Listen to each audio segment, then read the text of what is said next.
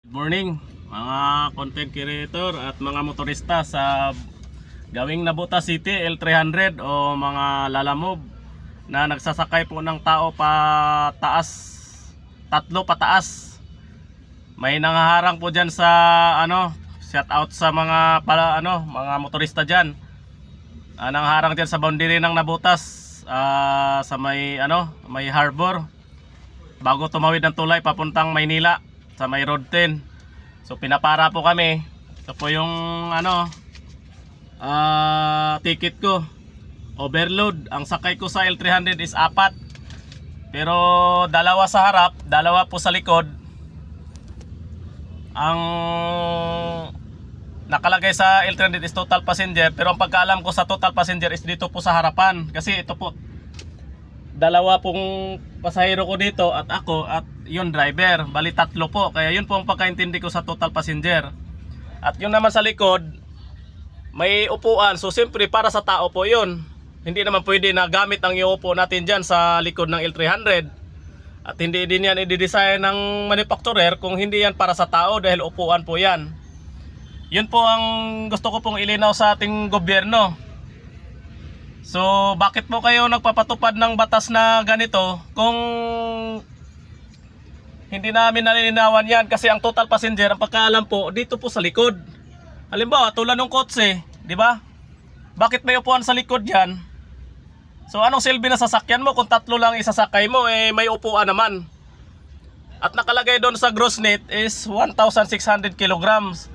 Ang capacity niya, total capacity kasama sasakyan is 3,200 kilograms. So ibig sabihin, malayong malayo po sa overload. Ngayon, shout out sa naghuli dyan sa Nabotas, pangalanan ko na, RJ Ibanez. Ito po yung ticket, oh. Siya ng MMDA, so mayroon pang picturean ko rin yung niya. So pakilinaw nyo po sa amin kung sino yung superior nyo, kung talagang kaya sa gobyerno ng Pilipinas natin, kung tama po ba yun. Sa mga manufacturer ng Mitsubishi L300, ano bang totoo dito? Although nabili namin itong sasakyan, si Kanhan, pero nakalagay doon sa ang overload is 1,600 kilograms. So pag umabot ng 1,000 kilograms, 1,600 kilograms, overload na po yun.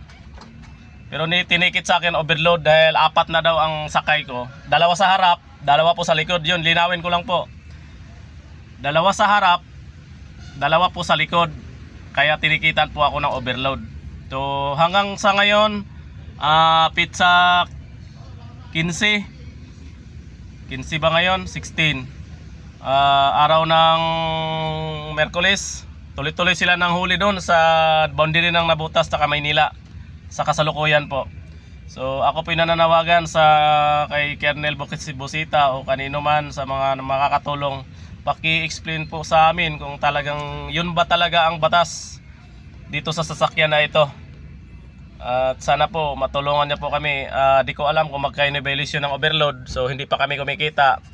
Pinipirahan na tayo ng gobyerno, although nag-aayos pa naman ako kagabi ng kasi bayaran na naman ng tax, income tax return. Oo, kami ng ITR 15, April 15. So ngayon magbabayad na naman kami ng bayad buwis. Tapos ganito ba, pero mo nagbabayad tayo ng buwis, hinuhuli tayo. Ayan, pero hindi ko alam kung anong totoo. Ayan lang po. Inilina ko, sana ay makatulong po, paki-share naman sa video na ito at para maging aware lahat ng owners ng L300. I-verify po ninyo sa LTO kung talaga bang kasi nung nakarang linggo lang galing kami na Sambales, ang karga ko is 19, 16 yata. So hindi siya umabot doon sa 1,600 kilograms. Dumaan kami ng custom, dumaan kami ng expressway.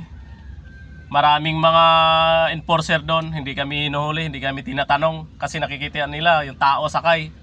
So yun. Pero dito sa Nabotas, halos araw-araw po kami dumadaan dito. Bakit po ganun? Mamaya